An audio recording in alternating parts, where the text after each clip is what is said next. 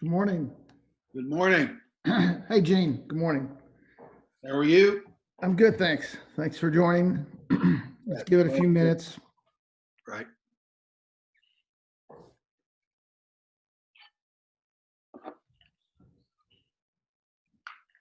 In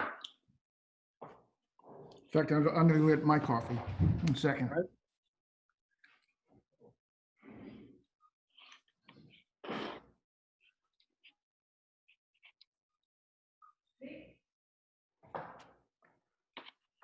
Hey, how are you? You're muted. Okay, There welcome. we go. It's Thanks. really exciting that you're going to be talking today.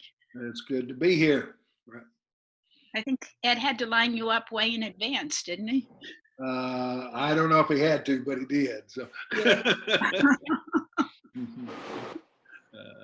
Well, I hope you have a good turnout. I was just thinking about asking you, so you could maybe address it, to comment on this lawsuit that Cooper filed this week about the separation of powers. He filed the suit against Berger, the state constitution separation. Yeah, I haven't read it yet, so I won't put you on the spot then. don't have an informed opinion on it. But he's been successful in several separation of powers cases, and he's got good lawyers, so I imagine he's got a good shot at it. So it seems like a laydown to me, but all I've looked at is the complaint, and have you looked at the complaint? Oh, good. Just briefly. Yeah. So what does it say? Well, basically that the executive branch should be allowed to appoint some of the members of this commission, council, whatever it's called, and right now all 10 of the people are appointed by the legislature, which means Berger. And which council is it? Let me look up the name. Oh, no, you don't need to look it up, but the Rules Review Commission. Okay. Which is under they look at rules. Yeah. Executive counting. So there'll be some question about whether that's involves executive power or legislative power alone.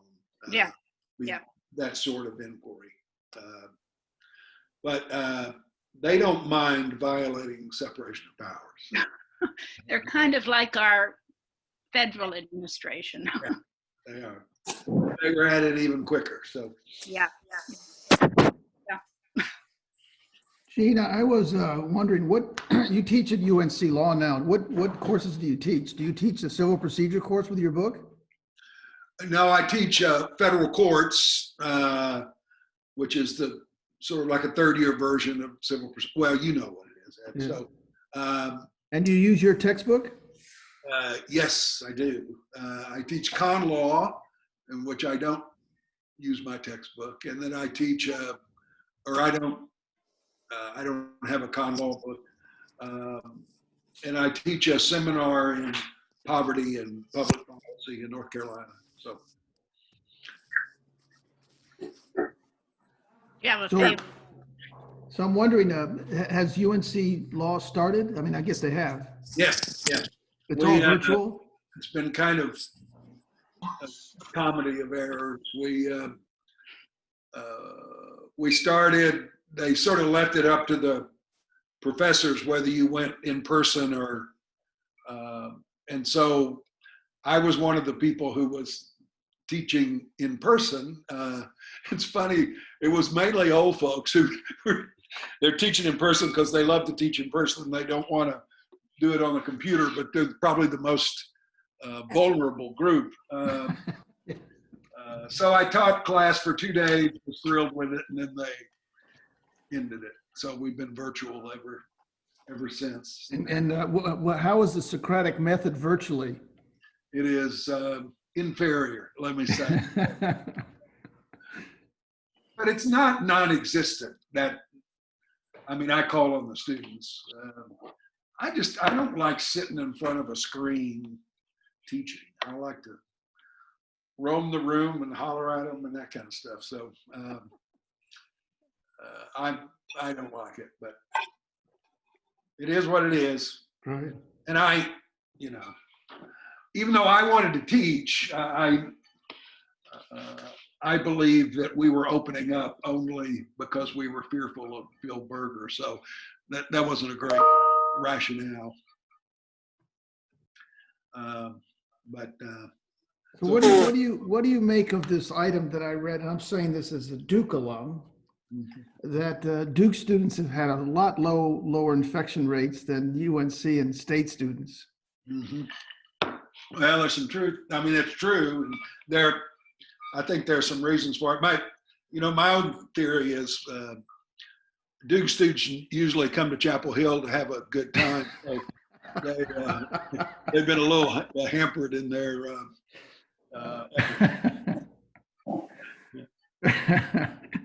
So that's a good one. Thank you. I like that.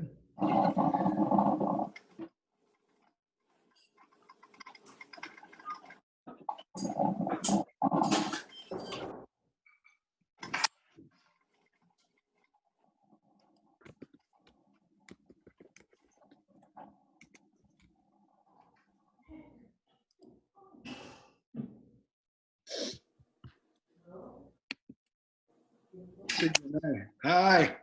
Hi, Hey, how are you?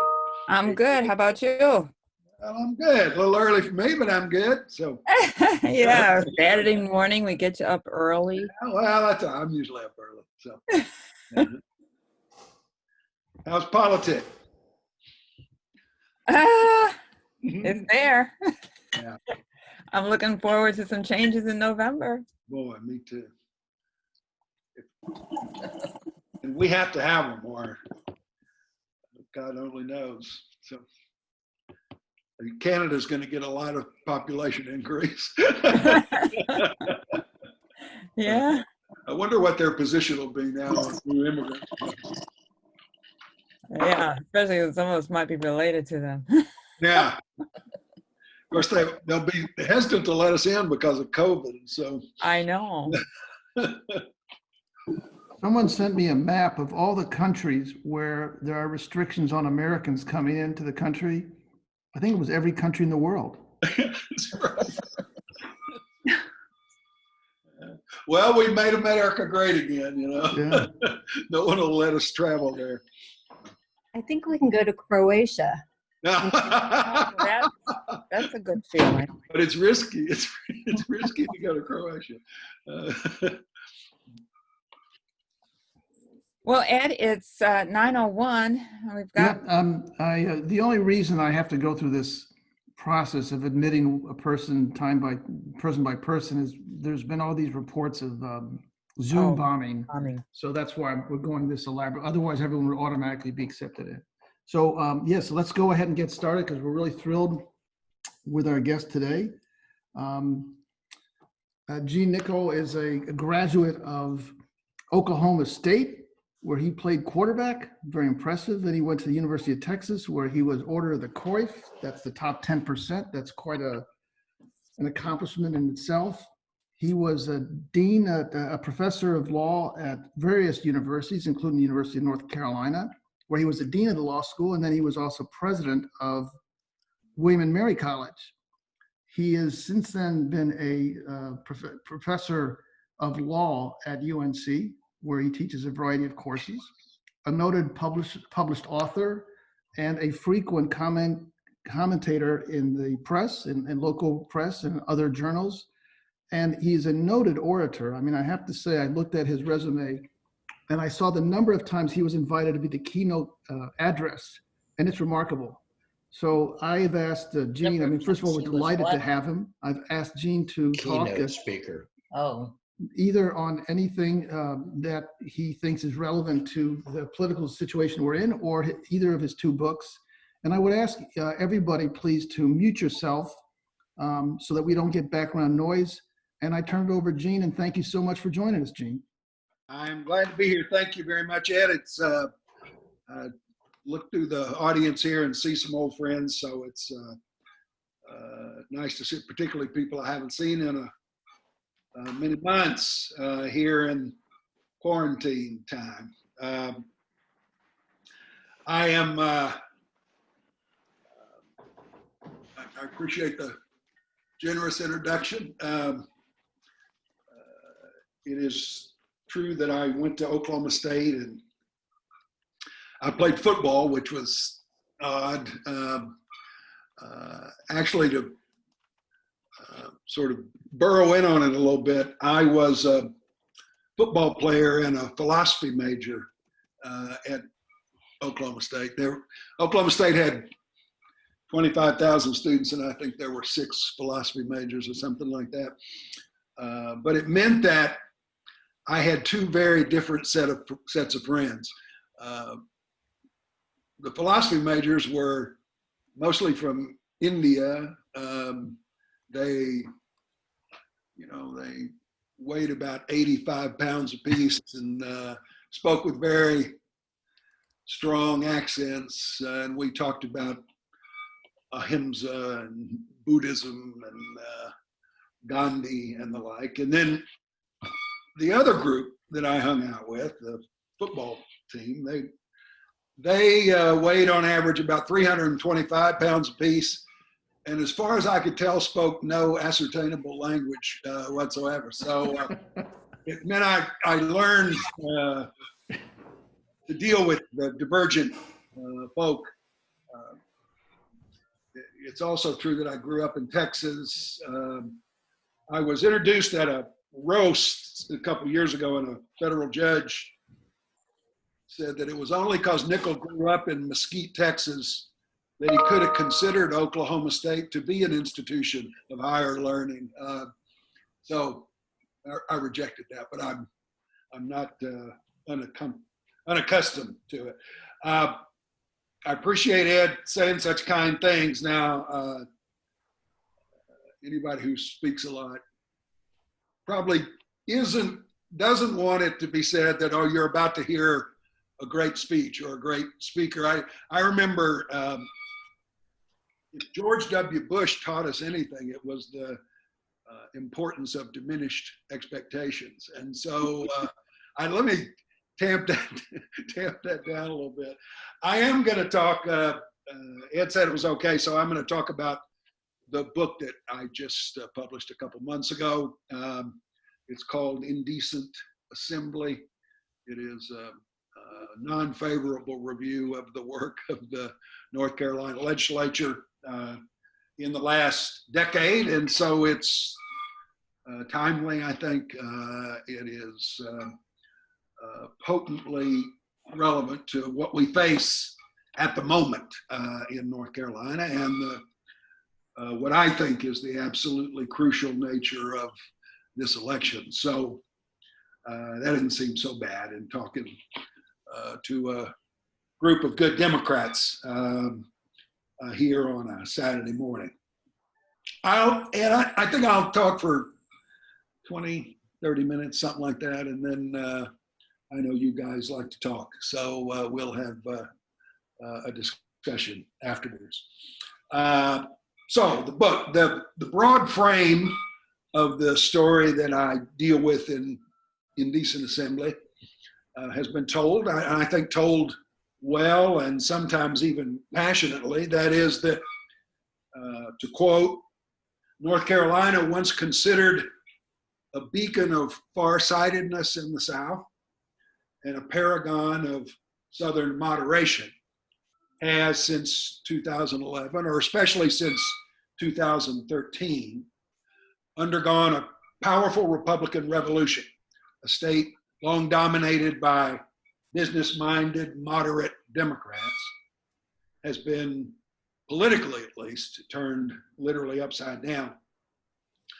A complex stew resulting from the rise of an assertive Tea Party, the weakening of Democratic opposition, the massive investments of right-wing political donors, and maybe most powerfully an ascendant backlash against the election of Barack Obama, led to the Republican takeover of both houses of the General Assembly in the 2010 election. For 2 years, Democratic Governor Bev Perdue acted as a counterweight to the boldest of Republican ambitions. But Pat McCrory won the governor's race, as you all know, in 2012, giving Republicans uncontestable control of all three branches of government for the first time since 1870. The grip included veto-proof majorities, even strong ones, in both houses. McCrory quickly proved that he was no match for the legislative leaders, even if he ever wanted to be. And the lawmakers were not about to sit on their hands. So, as you all know, a cascade of changes rapidly came. Strict voter regulations aimed at curtailing turnout, repeal of the Racial Justice Act and other guarantees, new and generous school voucher programs, potent and demeaning abortion restrictions, expansive new gun rights, attacks on teacher tenure and representation, dramatic cuts to K-12 and higher education budgets, business-friendly, as it was described, environmental regulations, internationally derided anti-LGBT measures, brutal cuts to an array of social programs to assist the poor, consistent opposition to Obamacare and Medicaid expansion, the largest cut to an unemployment compensation program in American history, massive tax breaks for the wealthiest Tar Heels, accompanied by literal tax increases for the bottom 40% for low-income workers. The whole package was safeguarded by the most aggressive racial and political gerrymandering crusades ever witnessed in the United States, by direct and relentless attacks on the independence of the North Carolina courts, by rarely seen intrusions on local government prerogative, and violations of long established boundaries of separation of powers, including even fulsome attacks on democracy itself. Powerful Senate leader Ralph Hayes accurately bragged that the Republican General Assembly had by 2016 amassed, quote, the most conservative record of any state legislature in the nation.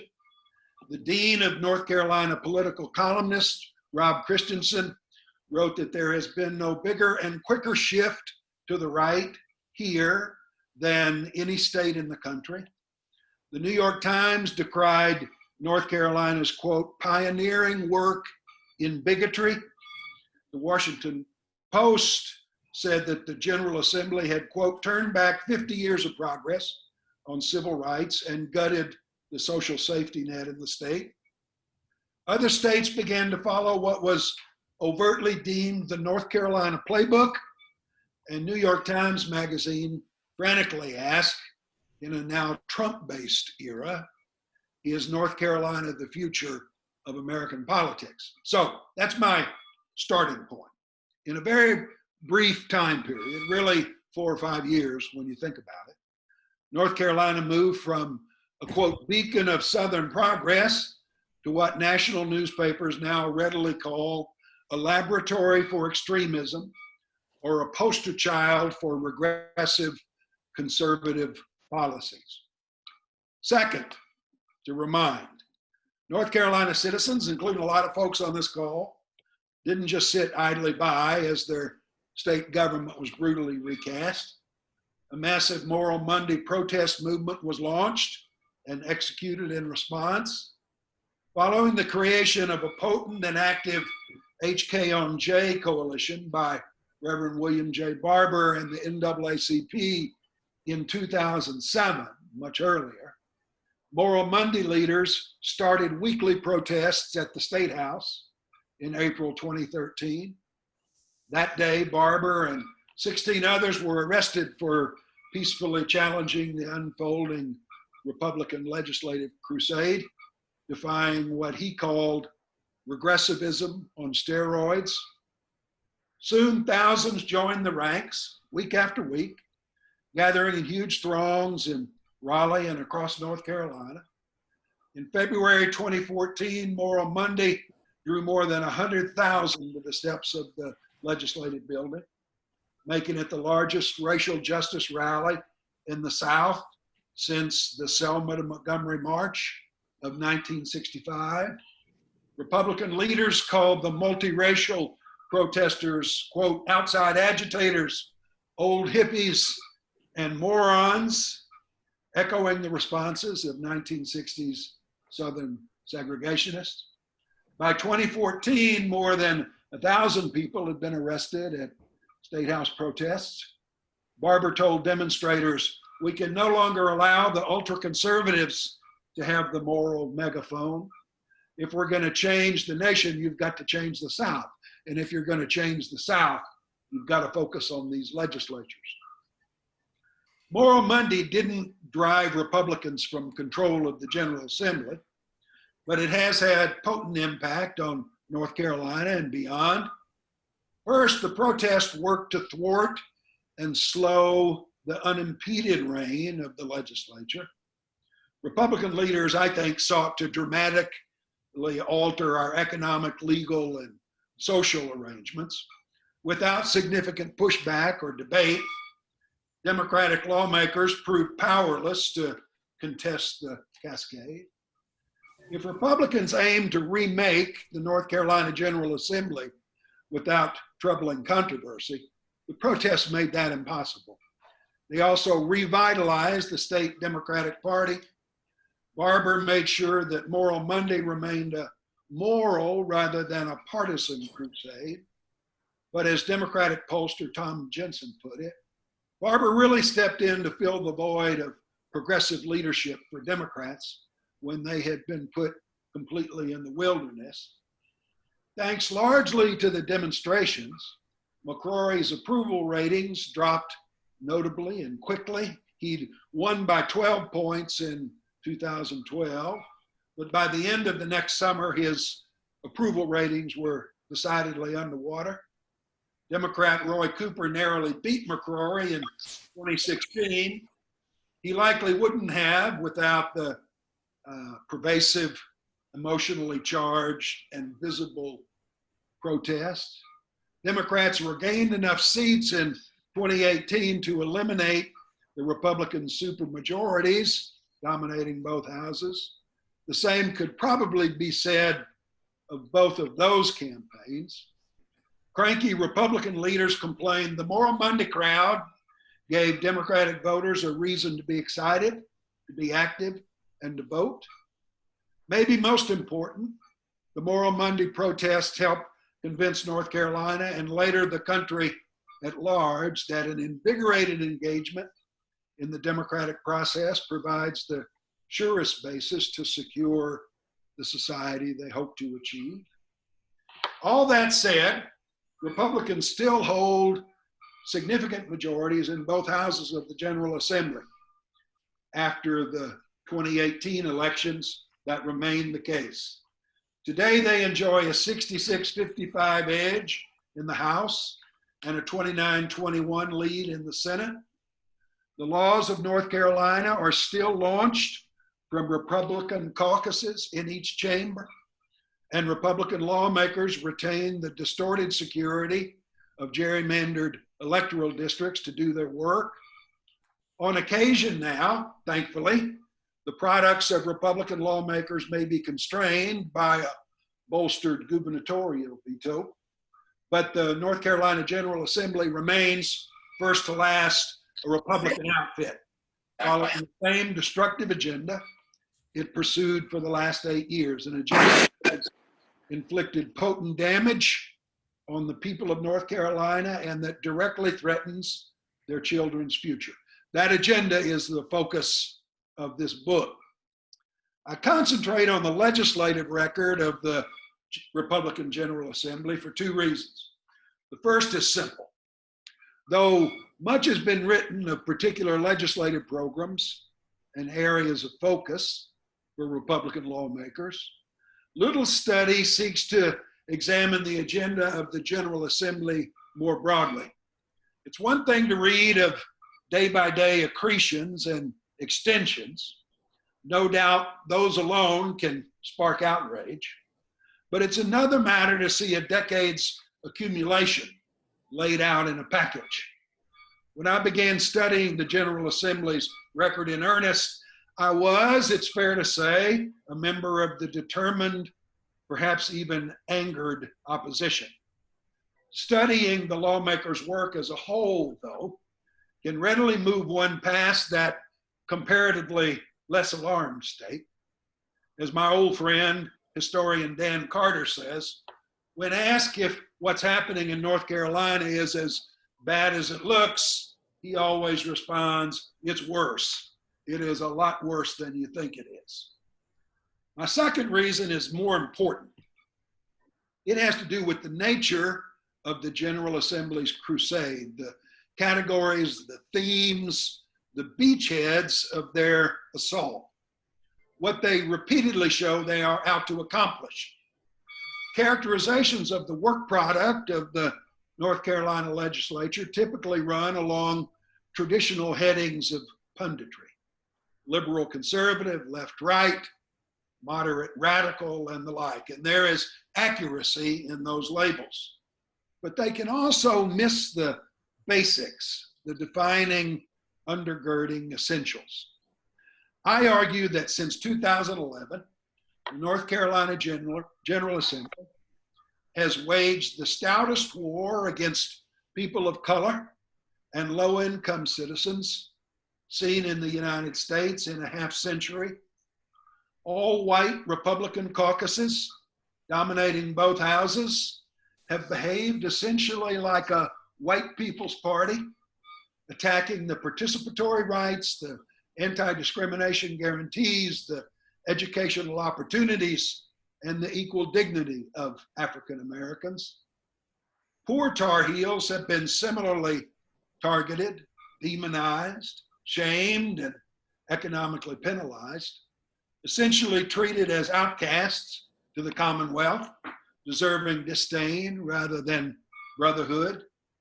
In the process, the General Assembly acted as reverse Robin Hood, using the power of government to restrict the resources, opportunities, and life chances of the poor in order to bestow unneeded largesse on the rich.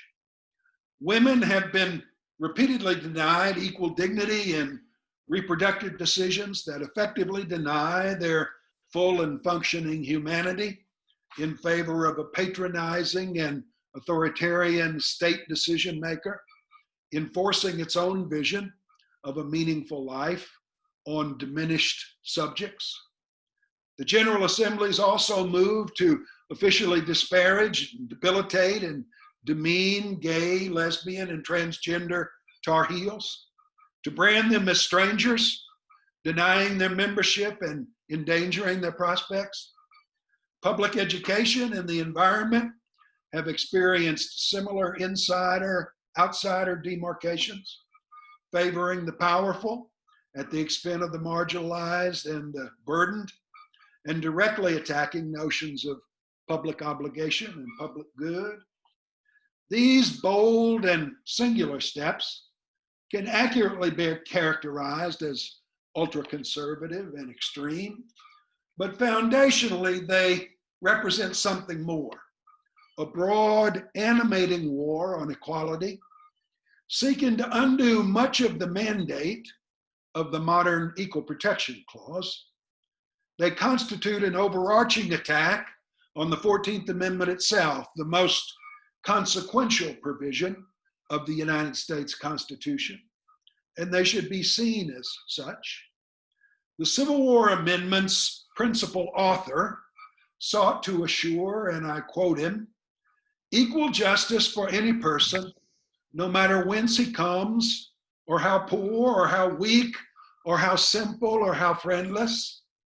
The North Carolina General Assembly's actions constitute a bold and unrelenting crusade against that defining ideal.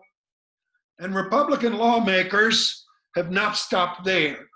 They haven't been satisfied with powerful and sustained alterations of our substantive legal regime, the rights and duties of Tar Heels.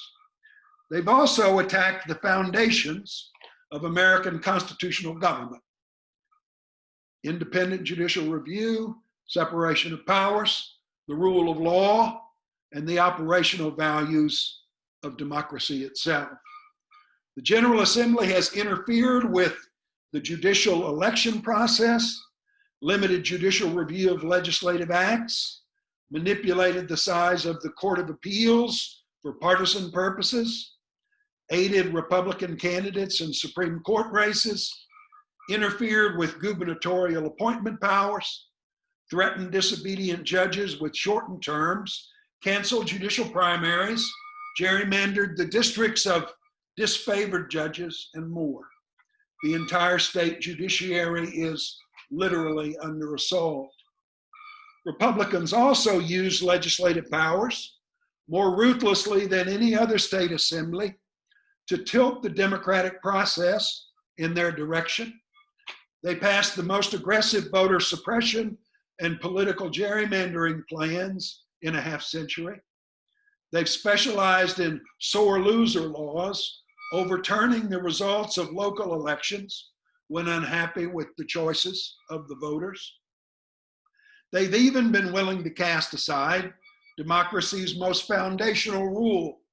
That is, if you lose an election, you respect the will of the voters and move on. Come back again later. The General Assembly has chosen instead to dramatically diminish the authorities of the governor and the Attorney General's office when their favored candidates didn't prevail. No need to turn over the keys to the governor's mansion to one successor, the theory goes. Just burn it down. Democratic norms are apparently for losers. All that matters is power. Finally, in an effort to conceal their crusade against equality and democracy, the General Assembly has repeatedly and unapologetically abandoned truth itself. That's not my opinion, or just my opinion. It is the frequent, explicit, and determined finding of federal and state courts. Lying about legislative motivation defeats the possibility of deliberative discourse and demands that reviewing courts label our lawmakers as effective perjurers, which they have done.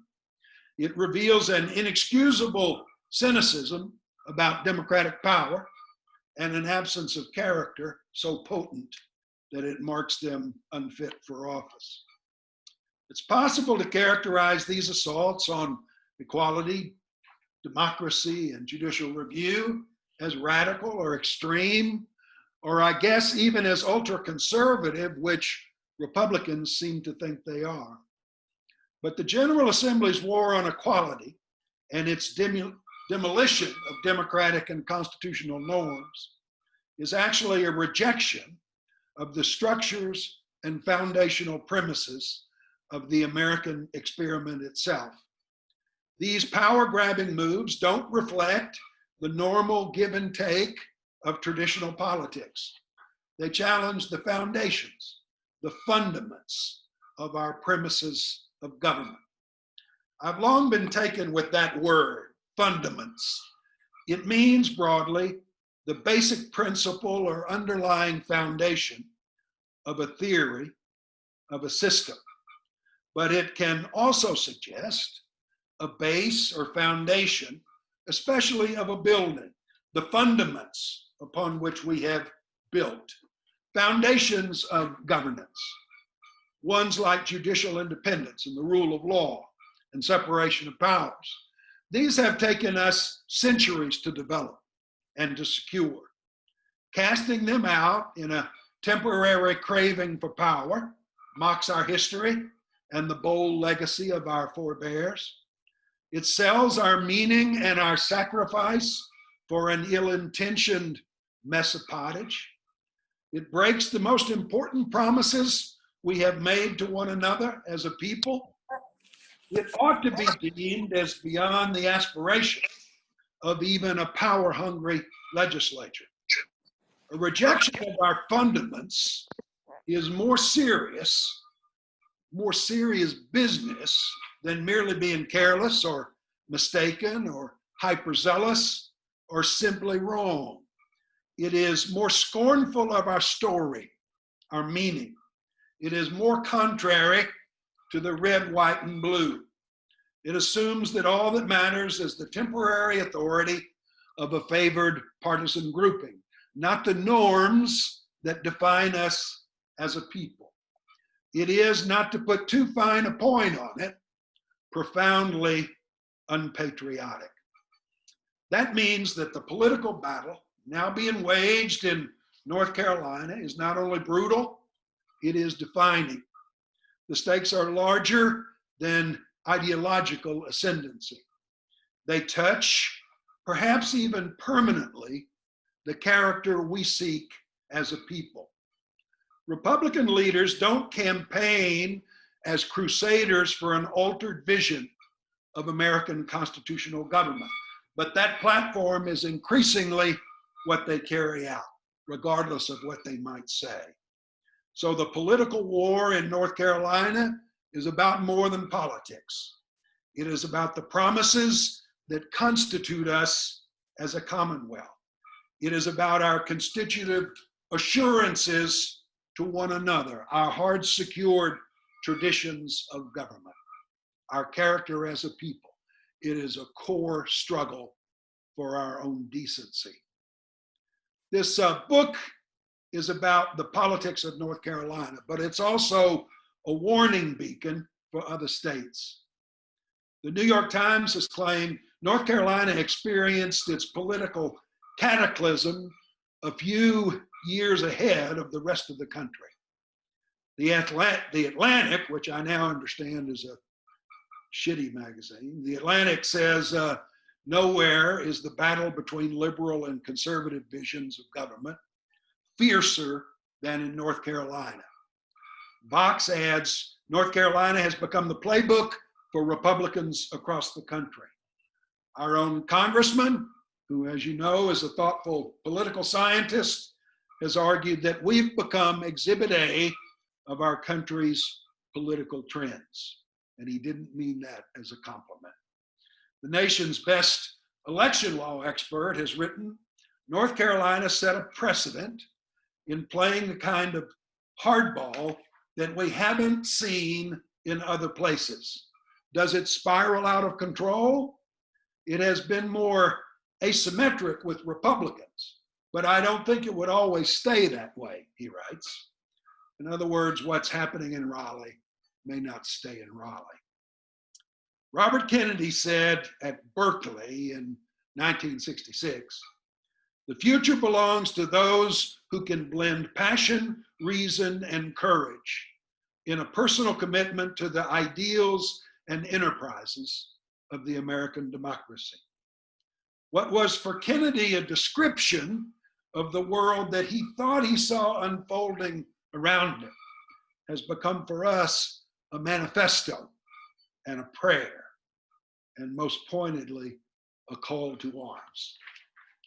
All right, I'll stop there and let's let other people have the floor. Thank you, Gene. I was saying before everyone joined that in looking over Gene's resume, I saw that he had 5 pages where he'd been invited to be the keynote address. And I was wondering, wow, what kind of a speaker can be invited multiple times to be keynote? I think we've just heard a thunderclap from Mount Olympus. Thank you, Gene. We have a lot of people on the call. So if you have a question, maybe either raise your hand or unmute yourself and we'll try to go in order. But I'm gonna ask the first question, if I may, Gene. You've described almost a dystopian vision of North Carolina that the legislature has imposed on the state. And so my question to you is, they've been reelected 4 times since 2010. What are they doing right in terms of attracting voters, or what are the Democrats doing wrong in not letting voters see the errors or the horrors of this Republican legislature? Well, first of all, one thing you know that they've done right from their point of view is cheat. They have dramatically tilted the operation of the Democratic playing field in ways that are impermissible. But those unfair playing fields have lasted throughout the bulk of this decade. let me say enough that the federal courts have ruled that North Carolina has lived under the largest racial gerrymander ever presented to a federal tribunal and the greatest political gerrymander ever constructed by an American legislature. And that is those line drawing efforts, those tilting the table efforts have existed and prevailed for the great bulk of the decade. Enough so that a moderate state court in Raleigh held reasonably that the North Carolina legislature no longer had the power to authorize constitutional amendments for vote by the people. Now that got altered in the later process, but his claim was you have forfeited consent of the governed by so distorting the operation of the playing field, and then sticking to it, dragging it out, appealing and saying, well, there's nothing we can do about this. It's too close to the election, time after time after time. So a serious cheating effort, which has shown the most remarkable gerrymanders in American history and the most aggressive voter ID law since Reconstruction. So that's helped. That has distorted the playing field dramatically. Here's something else which has helped Republicans. They have effectively dissembled about the purposes that they seek to pursue. You know this. I mean, you guys all know this as well as I do, or better than I do.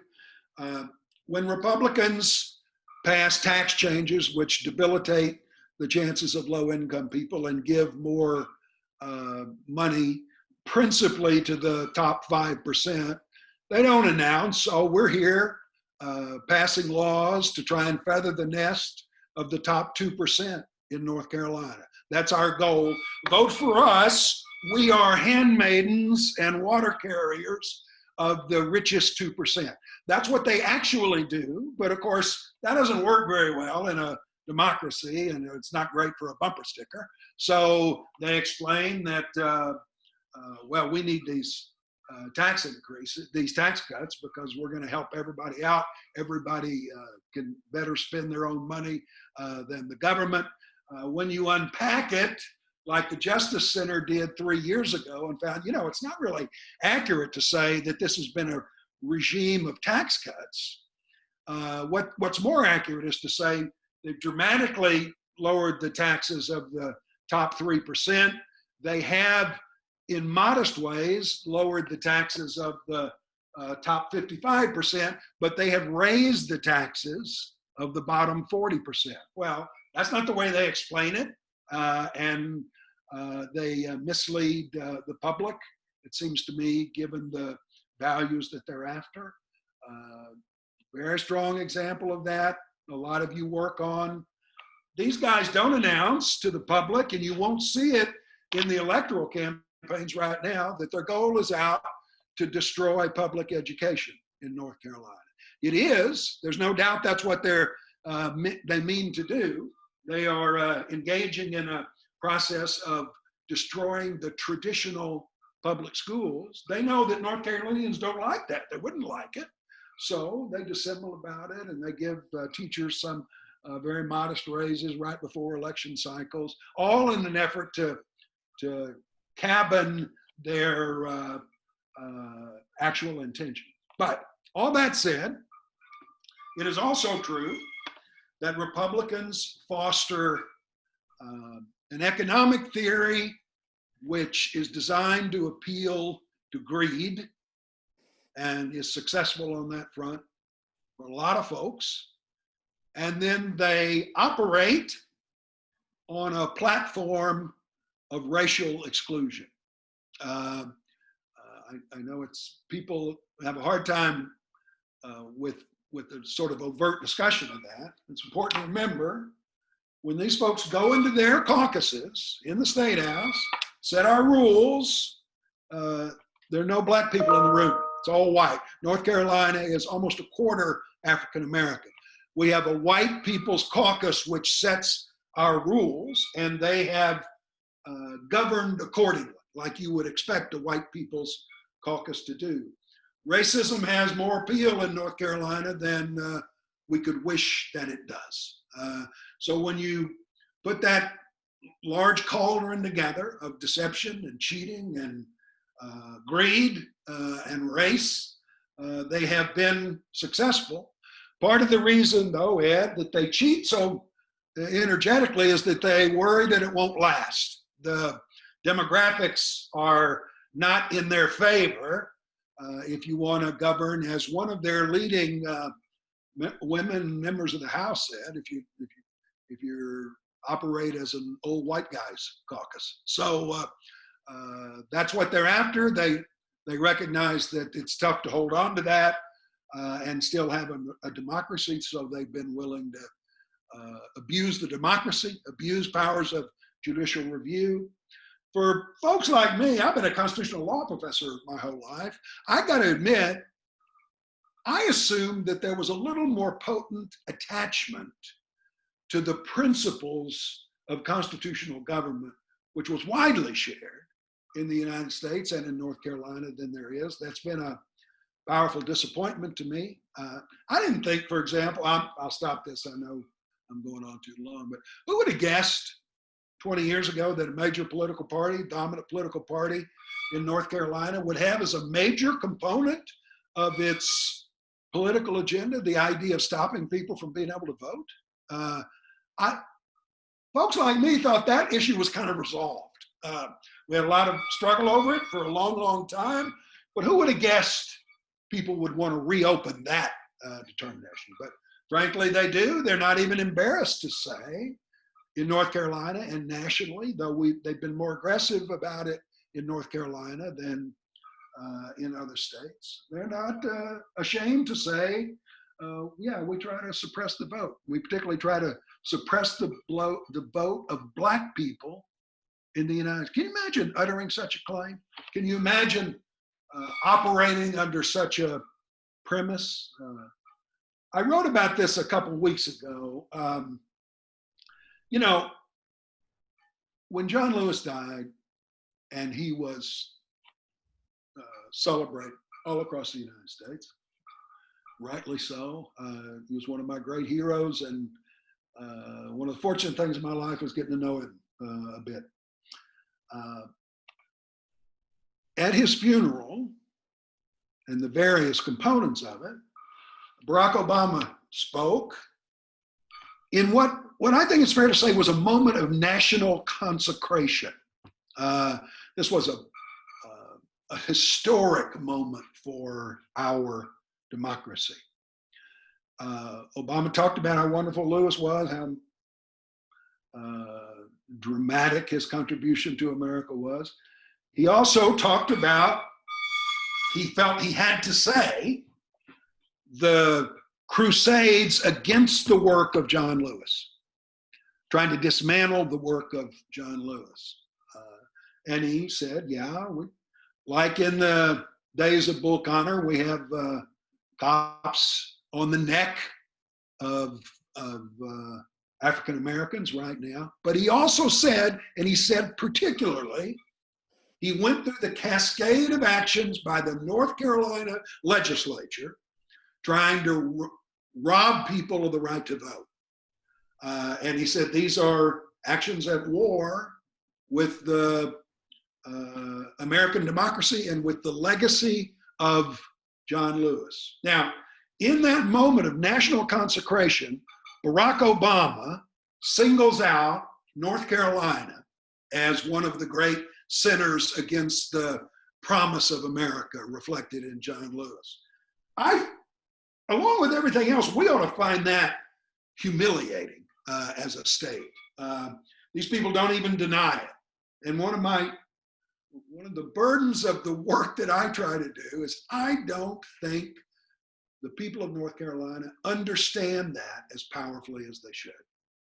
I don't think North Carolinians think like these legislators do. Our real goal is to out Mississippi, Mississippi, and out Alabama, Alabama, and out Louisiana, Louisiana.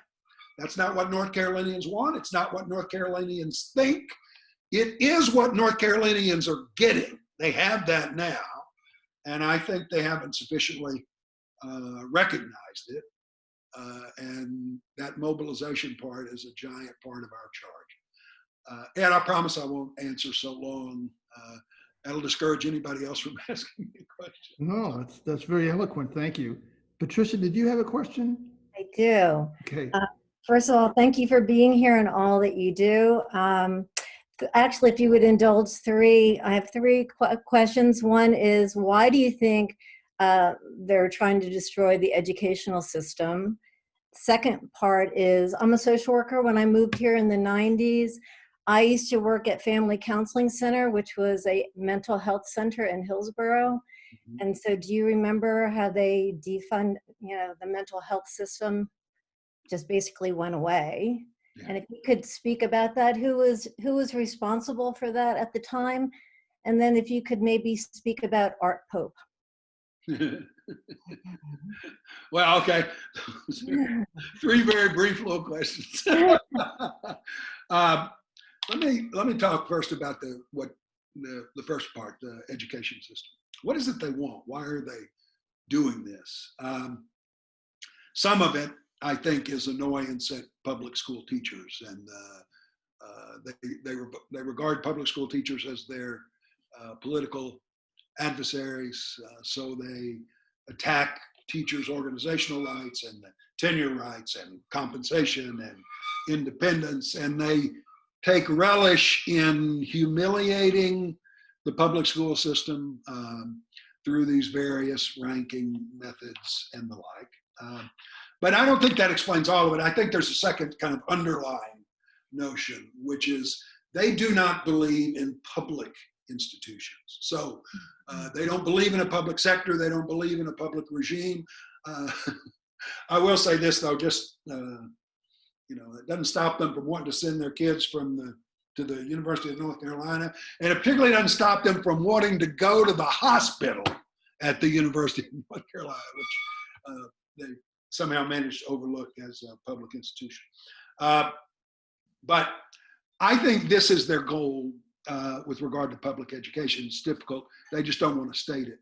What we prefer would be private schools, in effect. We like to send our kids to private schools. We think the world would be best if everyone could send their kids to private schools.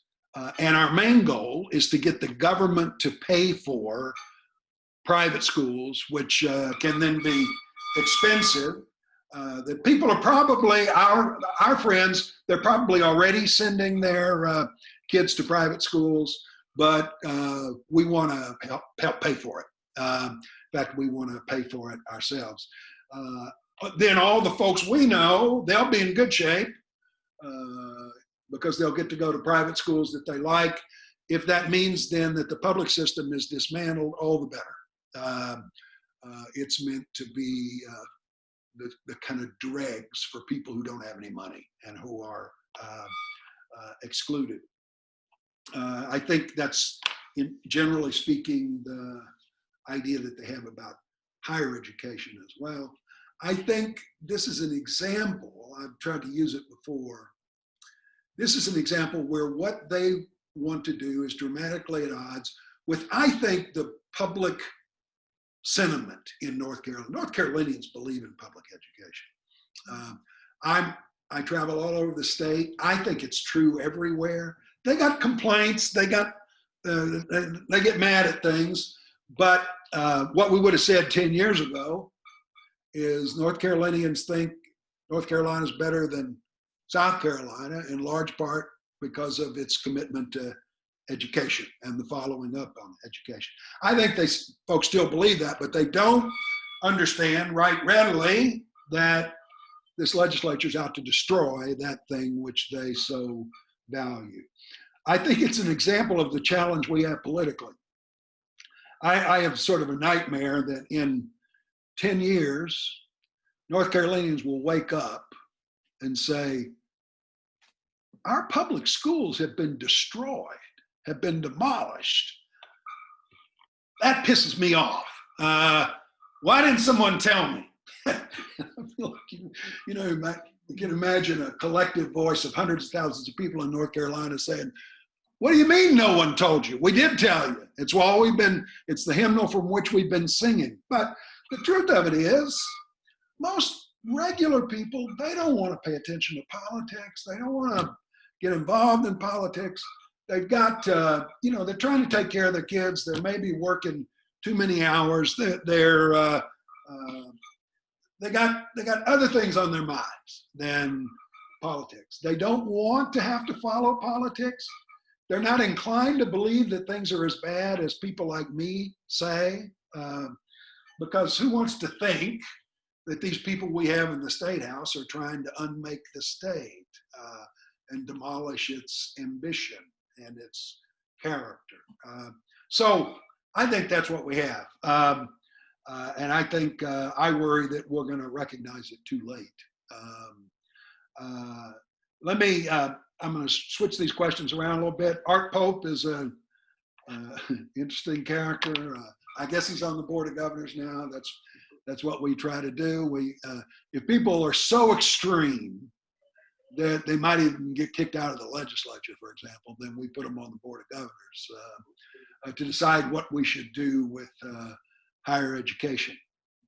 I have had something of a contentious relationship with Art Pope. He has funded outfits that have, I guess, divisions which are dedicated to trying to make Gene Nichol miserable. It doesn't work very well, but they'll kind of follow you around. So I don't think highly of Art Pope. I also don't think anyone should think that he is some sort of ideological purist. Quite the contrary. His record consistently thwarts the interest and the dignity of poor people, of people of color, of the public arena and public sector. So he is a force for harm. Now, you also asked about mental health, which I bet you know more than I do, but I saw someone join us who I know knows a whole lot more than I do about this, and that is Verla Insko. So Verla, are you still out there? If you are, I want you to answer Patricia's question.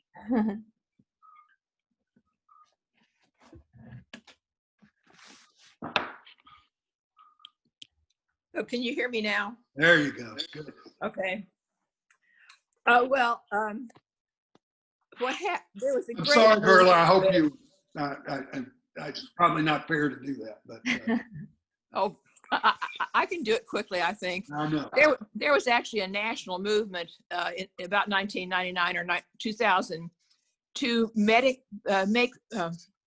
take the state dollars that were going into mental health and put it into Medicaid and move the services away from state institutions into the community. So what happened was a lot of the state dollars got put into Medicaid and didn't get put into the services for the uninsured. Since Republicans have had control of the General Assembly, they've actually cut the state dollars considerably. So we've ended up, and this happened across the nation, a lot of the uninsured mentally ill ended up in our prison system. It is criminal what we've done. And I hope that when we get to the majority, that we can start rebuilding that system. Expand Medicaid. If we could expand Medicaid, it would cover a lot of those uninsured adults with no children. And so that would help take care of a lot of it. But you're right. It was a huge policy mistake that was made across the entire nation. Thank you. Ed, I just want to jump in. One thing about, in response to the first part of the question about the public schools, the one, you have to remember that North Carolina, like other places, was very slow in integrating the school systems. or I should say desegregating the school system. Some never really got integrated. Right. And most of minority and marginalized students go to public schools. And if you look at even the charter schools and some of the public schools, I mean, they do have a few students of color there, but in general, the public schools are for those everyday people that the Republicans just don't want to see in power. And if you educate people, you give them power. And I would just add on that, folks, if you want to, where it says participants, if you click on that and you have a question while someone is speaking, you can actually, there's a little thing that says raise hand. You can raise your hand and Ed can see that you have a question. Let me add just one word to what Renee said. In that this move, it has included charter schools, and then most powerfully to these folks, vouchers, this big unfettered voucher program. I don't think people understand how unregulated our voucher program is. I think something I've read indicates it's the most unregulated voucher program in the country. But this is what I mean. We give vouchers for these kids to go to private schools, and yet those schools have no requirements of curriculum, of credentialing in their teaching core. They very frequently, there's a good study by the League of Women Voters on this, they very frequently teach sort of religious-based curricula, which then cause problems in terms of even admission to universities, because they've been taught, the kids have been taught such nonsense about the sciences and the like.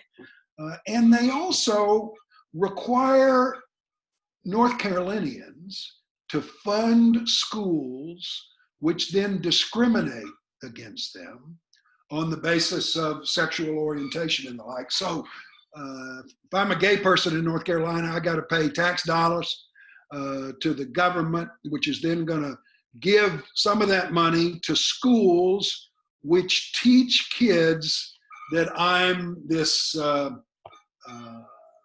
monster. You know, that's one of the reasons we have public systems, so that we can be introduced as citizens to the requisites of the American promise and to the opportunities and skills which are going to need to be both citizens and face the future. We are dramatically wounding our kids under this claim of parent choice. The Republicans say this, I've had some disagreements on them, that, well, all that really matters is that you're letting parents decide where their kids are going to go to school and you're paying for it. Let me tell you this, I've been involved in education a long, long time. Parental choice is not the be all and end all.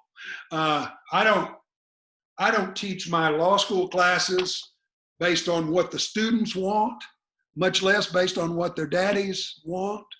I was a president of the university for a while. I didn't believe that the curriculum should be based on what incoming students think that they want to learn or to read. The idea, it's tragic in a sense, but parents will choose really lousy outcomes for their kids. And I changed on this. Let me give you an example of this. There's a very famous Supreme Court case called Wisconsin against Yoder. It's one of our major religious liberty cases. When I was a young professor, I thought I loved to teach it. I thought of it as a demonstration of sort of American dissent, the importance of dissent. This is what Yoder decided. Yoder said,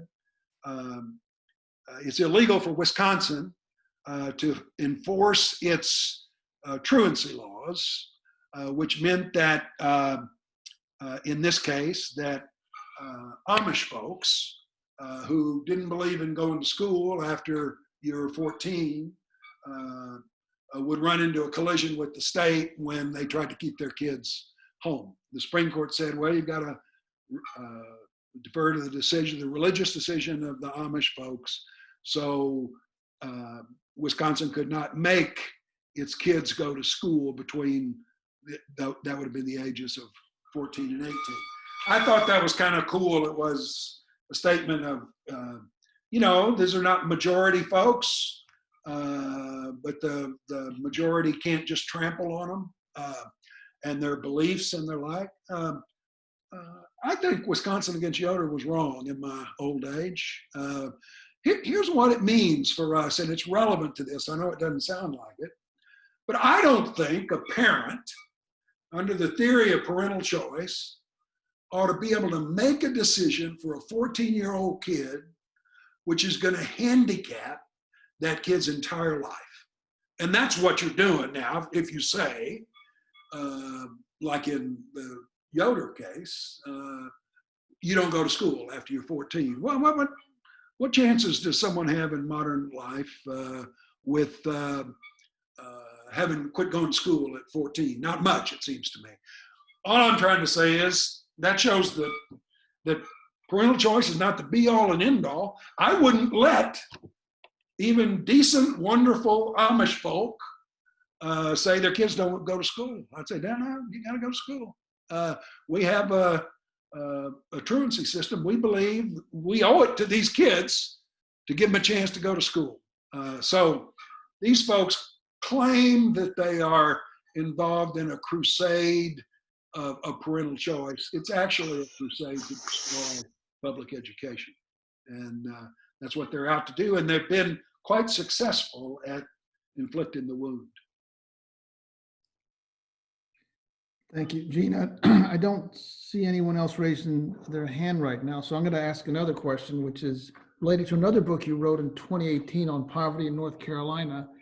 I'm just wondering, did you research that book by going around the state and meeting people in economic distress, or was it based on looking at data, or how did you write that book? I wrote that book. I spent a great deal of time and have for the last 15 years in low-income communities in North Carolina. So that book is largely narrative, largely based on interviews with low-income people. I think I did hundreds and hundreds, maybe more than that, of interviews with people all over the state. I did that for a reason. I think that data is important in helping to understand a problem or a series of problems. But data alone doesn't convince very effectively. Here, so let me give you an example. North Carolina has one of the highest child poverty rates in the United States. That figure varies from maybe 22% to 40%. 40% children of color living in poverty. It's one of the great largest single disgrace, it seems to me, of North Carolina. But the truth of it is, Ed, when you think about, okay, you make the claim that, or I make the claim that the poverty rate child poverty rate went from 24% to 26%. If you're an adversary of paying attention to this thing, you go, okay, 24%, 26%. It's all numbers to me. It's all something which can be stuck on the shelf and ignored. On the other hand, it's much harder to do that, it seems to me, when you learn of the challenges of poverty out of the mouths of those experiencing them. It's a much more powerful claim to make. So that's been the sort of large focus of my own work on North Carolina poverty. But let me say this, you need both. And that's the inside, if you will, of which that book was made. If you only have data, it bores people to death. If you only have narrative, then adversaries will say, okay, you found a couple people who are having a hard time of it. They probably deserve it. They're not reflective of the broader Commonwealth. So you have to have both, it seems to me, and that's what that book does. I don't know. I think it's a good book, it's a place where you can go to read some of the stories of the challenges of poverty in North Carolina that people actually face in their day-to-day lives. You can then ignore it if that's what you choose, like most of us do. But the goal of the book is to pull back the veil a little bit on the outrage of poverty in North Carolina. We have a lot of challenges, a lot of problems, a lot of difficulties. To me, the greatest one is poverty amidst plenty in one of the most economically vibrant states of the richest nation in human history. I try to remind people when I'm out on the stump where we begin on this. Thomas Piketty, the great international inequality scholar, wrote a couple years ago that the United States now has the greatest economic inequality of any nation, any place, any time on the face of the earth ever. Number one, period. So we begin as the nation that boasts the most about our commitment to equality, and the reality of the facts are that we do the least, or we end up with the worst. Now, I'm an academic. I know academics may argue some about what Piketty says. Here's my view. Okay, maybe we're third instead of first in the history of human endeavor. I don't give a shit. Neither is a verdict upon which a decent, constitutionalized, equality aspiring society could possibly tolerate. It's also a very weird conclusion for a country that claims it's so religious. I don't want to offend anybody, but you got a hard time reading the New Testament and coming away with the notion that whoever treats people the worst in the world is the one we're after. That's what we aspire to. I think people, if they're religious, try reading the Sermon on the Mount a time or two, and then see if that leads you to the moral compunction to kick 500,000 people off of Medicaid, so that you can feather the pockets of the very richest people among us. It's morally repulsive, but it's also a denial, a flat rejection of our compact, of what we say we have promised to one another. It is, frankly, no Republican would want to hear this, but it's unpatriotic as hell. There's a great old adage, to be an American is an ideal, to be a Frenchman is a fact. Now, I'm not trying to abuse the French. They're wonderful people, I think. And I'm also, and let me say this, no human who has an impulse could accept some notion of American exceptionalism, all right? Our history is as brutal as they get. And we aren't that far removed from it as we speak. But I do think this, Lyndon Johnson said this when he introduced the Voting Rights Act. We're the only nation in the world that was begun on the basis of an idea. And here's what he means by that. Here's what we mean by it. Here's what that adage means. It's not race or sex or family or tribe or language or geography that defines us as a people. It is a joint commitment that we have declared to these two ideals of liberty and equality. That's what it means to be an American. That's how we designate ourselves as Americans. It's not that you came with a certain tone of skin or a certain religious creed or a certain tribal residence. It's that you commit yourself to these ideals. Jefferson had his flaws. He got it in the Declaration where it would haunt us forever. And it's what we say we believe in. These folk, and I include the majority party in the North Carolina legislature, when they wage war against that premise, the great irony for these purported patriots is they're literally behaving to defeat the idea of America. What the hell is patriotic about that?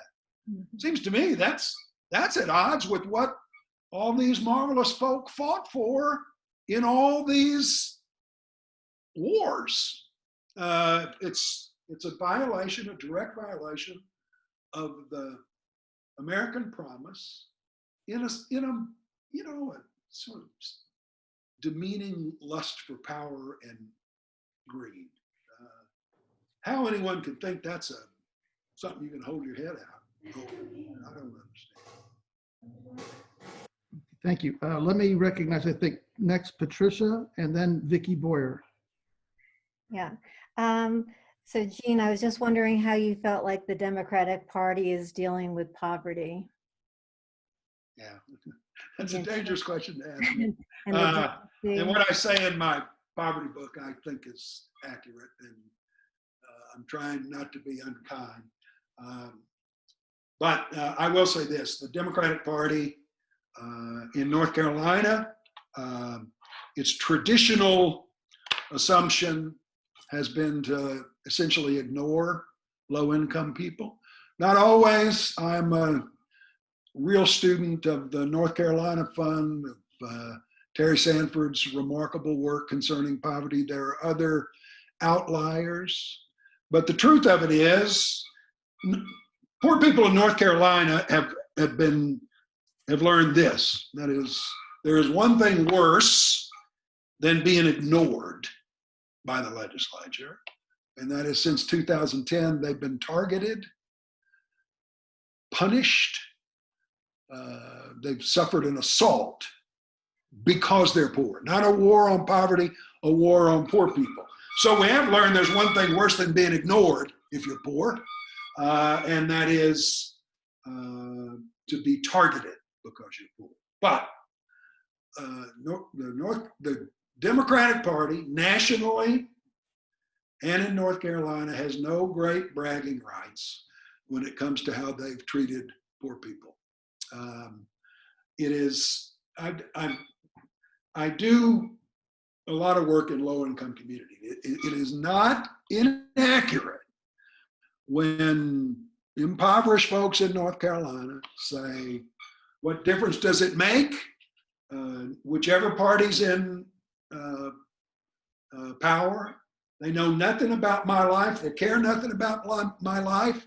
They offer nothing that is relevant to me. So what good is it going to do me to participate? And I used to be a more active,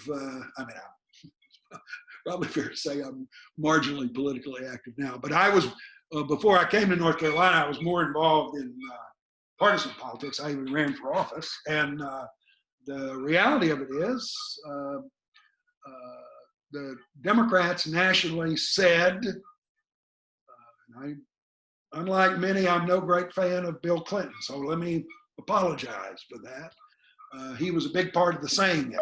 That is, we're going to take, here's what the Democratic Party did. It said, we're going to find 2 or 3 majority interests, which say what it means to be a Democrat. So you're going to be for public education, you're going to be for the environment, and you're going to be for women's choice.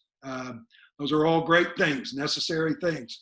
But beyond that, the Democratic Party said dramatically, you ought to adopt the economic policies of the Republican Party. So beyond that, when I was involved in politics, they say, "Go, what are you talking about poor people for? Go out and get yourself a tax deduction and an estate tax elimination." I said, hell, I'm sorry. I remember telling that to the Democratic leader of the House. I said, I made a mistake. I meant to run as a Democrat. I didn't know that you guys were wanting Republicans. So I'm no great fan of, I think this, when Democrats took the economic interest of the bottom third off of their agenda, that meant they disappeared totally. No one expected that Republicans, which are the party of capital, would have paid attention to low-income people. When the kind of new Democrats took the interest of labor and working folk and the bottom 40% off of the table, they disappeared completely, and they haven't successfully returned. So I'm no great fan of the Democratic record on this, but it is nothing like the Republican record. These folks attack poor folks. They disparage them in a kind of campaign of othering, and they go home to their constituencies and they brag about it. You know, these folks are acting like they care about unemployment compensation now. Verla could probably tell us about that. They gave us the biggest cut to an unemployment compensation program in history, and then they went around the country and bragged about doing it. Then we had hearings after the changes had been in place for like 4 years. National experts came and said, you need to do something about your unemployment compensation program. You got the worst program in the country. And our folks said in the hearing, what's wrong with that? That's great. That's just where we want to be. We are thrilled to treat people who have lost their jobs with more derision than anybody else. We are really out Mississippian Mississippi. Well, they can act like, and then then they'll come and run ads like Tom Tillis and say, I'm running for the little guy. Good God. Man, I guess we've gotten used to politicians who lie with every breath, but this notion of running on the exact counter premise to everything you have done in your life is an unseemly one. Okay, thank you. Vicki, do you have a question? You could unmute yourself, please. I did. Thank you very much. Thank you for being here. Hi, Vicky. Lately, I've been doing a lot of reading about fascism, the history of it, the rise of it, things to watch out for in terms of the rise of authoritarianism. And when I hear you speak about the rejection of the fundaments of American democracy, I see parallels there. And I'm wondering if you see parallels there, or if you have any comments on this topic of this potential rise of fascism in America. Vicki, you're exactly right. There are parallels. There are the parallels which led me to write this book. I mean, here's my claim, which is your worry also concerning fascism. These folks have not, here's the normal give and take of politics. You know, you're liberal, I'm conservative, you're this and that. You push, you try to get this, you try to get that. These folks have broken the compact. We have a compact in the United States. We call it a constitution. I'm a constitutional lawyer. We say in that there are a whole array of things that are givens. I love, you know, when you're weird like me, you find this stuff everywhere. There's this old Bruce Springsteen song, and he describes coming through town with his dad, looking at the flag up on the courthouse. And he said, look at the flag up on the courthouse. It means that certain things are set in stone. What we'll do and what we won't. That's our theory. And what we'll do requires the constitutional protection of equality. That's what we promised to do. You know, Christ, what Martin Luther King only said 100,000 times was, I'm just asking you to do what you put on paper. All right? So we wrote this battle against the 14th Amendment, really. And then we have built up, and this is our pride, it seems to me. We have a written constitution and we have a Bill of Rights, and those are great things. They have allowed us, they have helped the move of progress in the United States. But it's also true that Russia had a written constitution and a Bill of Rights, which was marvelous. They just had no institutions that would enforce it.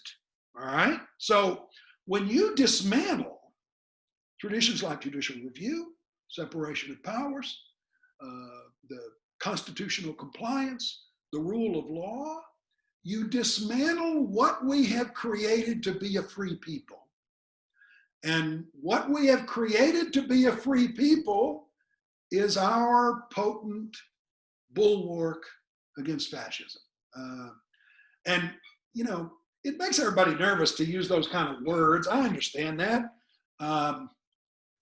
But if we want to avoid using words like fascism, we need to make sure that we're not ignoring the destruction of American democracy and promise in our midst in order to have some civility in our discussion. Because if anybody who thinks that Donald Trump won't destroy the American democracy at a whim you're just not watching. You're just, or you're self-interested, like our Republican delegation, who cares so much about hanging on to their pitiful claims of power that they accept any kind of degradation by this lying, vile snake. So I'm with you, Vicki. I'm with you, and I think it's important for North Carolinians to realize that that same set of destruction can occur through people who are not as obviously grotesque as Donald Trump. Phil Berger, Tim Moore, Tom Tillis, Pat McCrory, they have worked to destroy the American promise and democracy in North Carolina. And they may not, you know, I assume Donald Trump lies all day long, every day, every minute, no matter who he's talking to. I mean, I assume he does it when he goes home, talks to his family and the like. I'm making no claim that Berger and Tillis and Moore are like that exactly, but they are attempting to dismantle democratic guarantees and the rule of law and governance in North Carolina. They're doing it for their own purposes. And this is something else I figured out. When you think about it, it's obviously true. You know, a big chunk of what they want to do is unconstitutional. Let me give you a simple example. So the Senate passes a law saying we want public schools to put "In God We Trust" on the walls. All right, and then the senators come out and say, "Yeah, well, we passed that. It doesn't have anything to do with furthering religion. It's merely a reflection of history." Who in the world is supposed to believe that lie? Now, why do they do that? They've done that because some point, ridiculously, the United States Supreme Court said, you can't have just a religious purpose or it violates the Establishment Clause. You've got to have some other purpose as well, some secular purpose. So they lie and say, I mean, obviously the reason they want that is to demand uniform Christianity, to further uniform Christianity, their view of Christianity. But they can't say that, so they say, well, we're trying to give a history lesson here. For the first time, they're interested in history. Okay, so in that instance, it's ironic. I'm lying to carry out this public policy. I'm lying in order to further Jesus and God. Complicated judgment, but that's the one. Well, we do that across the board. On a wide array of issues. So they don't say we got a new voter ID law because we want to stop certain people from voting. We want to stop. It's going to mean that Black people, poor people, old people, students are less able to vote. We don't like the way they vote. They know they can't say that, so they say, "Oh God, I'm worried about fraud. Have you been able to find any? No, but I may find it one of these days." So we're doing this for voter fraud. Well, the federal courts look at it and say, "No, you're lying. If you were interested in fraud, you would do these things. You did those things. We're sorry to say it, but you're liars. And we can't let you harm the right to vote based on your own interest in perjury." All right, so that gets to be unconstitutional too. Well, here's my point. When you do that enough, when that becomes a habit, then you sacrifice candor. You learn to govern by perjury. I don't know how far they take it, but I'm troubled by people who are willing to lie all the time and lie about why they're doing what they're doing. These folks have gotten used to it. They've gotten the habit. So I guess what I meant is, I'm not saying they're liars like Trump is a liar, just sort of habitually and constantly and just for fun. He just practices it to stay good at it, but they lie to defend their public policies. They do that in a way which defeats democratic deliberation. And then they force these reviewing courts, which they don't like to do. Courts don't like to say, Jesus, this is a little unseemly, but Phil Berger, David Lewis, this guy who we're sorry to say this, but they're lying their ass off. So we're going to invalidate what they've given us. That's what we got. And my only point is, it doesn't do us any good to ignore it, to deny it, to act like it's something sweeter than that. This is a war on democracy, a war on equality. And the question is whether we put up with it. Thanks. We have time for one more question, and then I'd like to put it back to Verl at the end for another comment. Judith, you have a question? Yes, thank you so much. Given the gerrymandering we're up against, I think everyone on this call is really worried and concerned. Given what you said about your own views and on Clinton's record of economics, what would you say to the Black Americans and the poor Americans who feel like the man interviewed by the New York Times in Kenosha, Wisconsin, who said, I was active in 2016, but I've just given up. No, it doesn't matter who's elected. They're not going to change the status of Black Americans in this country. Tell us what we can do. It's overwhelming. How can we keep people intending to vote? I think that the first thing to do is to say, something I've said many thousands of times, I understand why you say that. And a lot of our history ratifies it. And the record of Republicans is horrifying, but the record of Democrats is not glorious either. But we've seen where we are. We are in the middle of a massive racial reckoning across the United States and in North Carolina. There's a chance for us to make great progress. there's also a chance for us to simply disappear into the darkest of eras. So I'm not saying Democrats have been as good a friend as they should have been.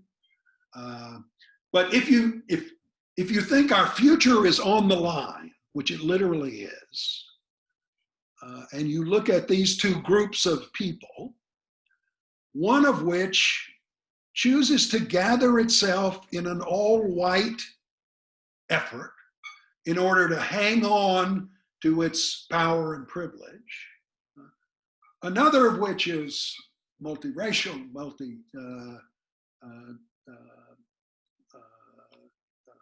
social, and welcomes that diversity, even as it has made brutal mistakes, then I think the future has to be with this newer vision of the Democratic Party, and it's crucial that you come along. But you know, so I've been working hard on political things in North Carolina for 15 or 20 years. And I have had the experience of Democratic political folks, leaders, folks in the Senate or running for governor or governors who have come to me and said, I want you to help me to reach progressive voices and people of color, because they're not coming out, they're not participating.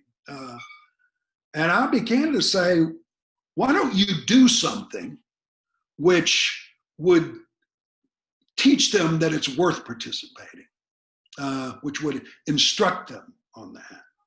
And then we've had a whole lot of politicians who'd say, well, you know, but here's what I need to do. I'm looking for, I've got a consultant from Washington. Let me not speak too far out of turn here, but he's told me that I need to emphasize to people that I am more like a Republican than anybody else in the United States Senate who's a Democrat. So I'm come vote for me. I'm looking for that little sliver of 1.3% of North Carolinians who were unconscious or something and hadn't made up their lives. So that's what I'm shooting for. And I said, well, it's no wonder that we've lost what you might consider a base of African Americans, Latinos, poor people, because we turned our backs on them. So we've got work to do. But I can't imagine anyone thoughtfully thinking, well, the Democrats have work to do, so I'm going to go with Berger and Moore and with this idiot, this vile idiot who's president of the United States. So I think that's what we've got. I wish it was better than that, Judith, but I think that's where we are. I'm confident you can do it. You could convince me, I think. So I'll leave the last words to Verla. Wanted to pick up on her earlier comments. Verla?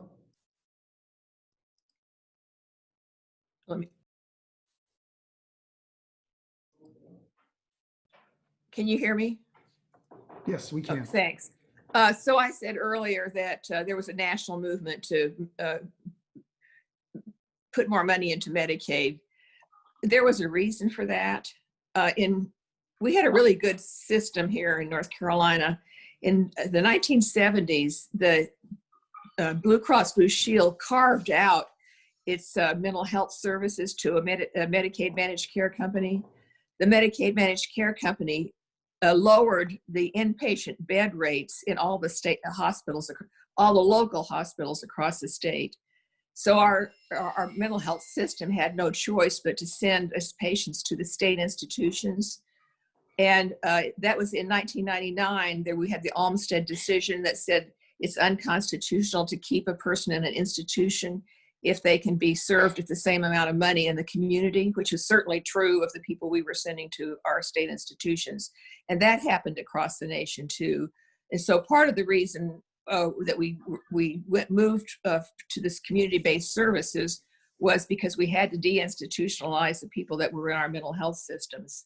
The mistake we made was not to increase the amount of money, the state dollars that we put in. And then when Republicans took over, they actually cut that amount of money. And we now have a very good Medicaid mental health system that is a public sector mental health system. And our uninsured is also public sector. It's the one that's the weakest. And when we put more state dollars into that, we can improve that service and expand Medicaid. So, but I want to just get back to say that a comment that we have now 55 Democrats in the North Carolina House. Half of them are minority. And so we have demonstrated in North Carolina that the Democratic Party is multicultural and multiracial. That's true of our challenger candidates now that we're trying to get reelected. So the Republican caucus is entirely white and mostly male. So there's a good reason to stick with Democrats and hold our feet to the fire. And I hope that you all will help do it. Orange County Democrats are great. And thank you so much for the extra time. Thanks, Ed. Thank you, Verla. So, Jean, we've come to sort of the end of the session. I want to thank you very much for joining. I want to say this, Jean, and everybody. I had been writing to Jean back and forth about what he would talk about, and I said that in a sense, it really doesn't matter. Your reputation precedes you, and we'll be delighted to hear whatever you want to say. So, Jean, I want to tell you that with Renee Price, we've been organizing these Saturday morning meetings for many, many years. We had today 45 people join us. That's the most we've ever had for anyone who's ever joined us. So congratulations on that. Obviously, everybody on the call really knows what you're all about and appreciates the work you've been doing. I do want to, before we say goodbye, recognize the elected officials on the call. We have Orange County Commissioner Renee Price, Orange County Commissioner Jim Izetta Bedford, State Rep Verla Insko that we just heard from, and District Judge Hathaway Pendergrass. We're forced to do these calls by Zoom. The one thing I really hate about this is when we were meeting in person, we could all give a round of applause. So can we all give Jean a virtual round of applause? Thank you so much, Jean. Keep up the good work. I would love to have been one of your law students in your con law class. It would have been fascinating. Thank you again. Thank you everyone for joining. Have a good weekend. Thank you.